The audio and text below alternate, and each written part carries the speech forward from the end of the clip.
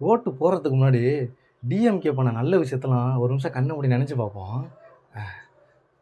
இதுவரையில் யாரும் செய்யாத 234 தொகுதிகளில் பள்ளிக்கூடங்கள் ஆய்வு செஞ்ச ஒரே அமைச்சர் நம்முடைய மகேஷ்.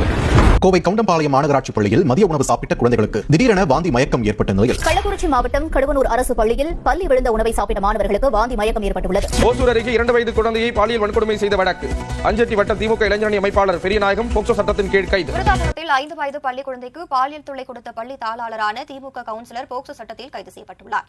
இப்ப பஸ்ல எப்படி போறீங்க? இங்க இருந்து கோயம்பேடு போகணும்னாலும் இங்க இருந்து எங்க போகணும்னாலும் எல்லாம் மீண்டும் திமுக ஆட்சிக்கு வந்ததுன்னா உங்க பிள்ளைகளையும் பேர பிள்ளைகளையும் நீங்க மறந்துடுங்க. எங்க பார்த்தாலும் பாலியல் வன்கொடுமை, போதை கலாச்சாரம் இருக்கு. இதை தவிர வேற என்ன சொல்ல முடியும்? வேற ஒண்ணும் சொல்ல முடியாது. இந்த ஆட்சியின் திராவிட முன்னேற்ற கழகத்துடைய ஆட்சியில் தளபதி முதலமைச்சராக பதவியேற்று 11 மணிக்கு தளபதி முதலமைச்சராக பதவி ஏற்றுக்கிட்டாங்கன்னா 11:05க்கு மாட்டு வண்டியை நீங்களா ஆத்துக்கு ஓட்டுங்க. எந்த அதிகாரியும் தடுக்க மாட்டாங்க. தடுத்தா எனக்கு போன் பண்ணுங்க. அந்த அதிகாரி இருக்க மாட்டாங்க.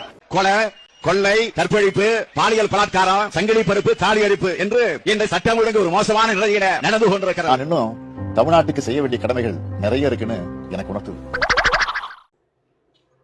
ஆடா பாவீங்களா, ஒரு நல்லது கூட பண்ணலையாடா.